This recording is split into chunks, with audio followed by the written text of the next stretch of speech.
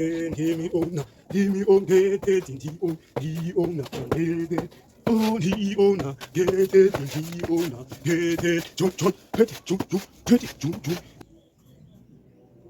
Hayi bo boy.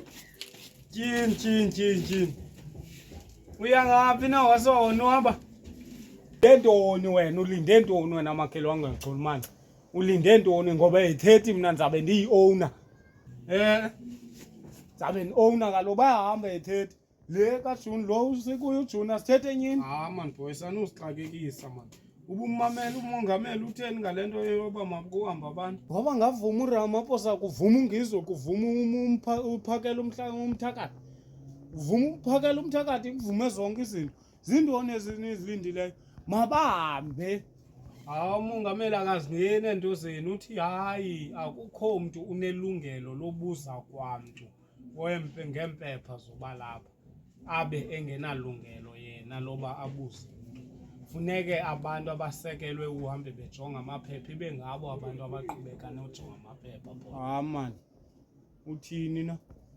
Ni late nina boy. Ithethi ndizawuba yi-owner. Boy soze nibe yi-owner. Soze boy. Wena ube yi-owner ungathi usewunikiwe lo shop.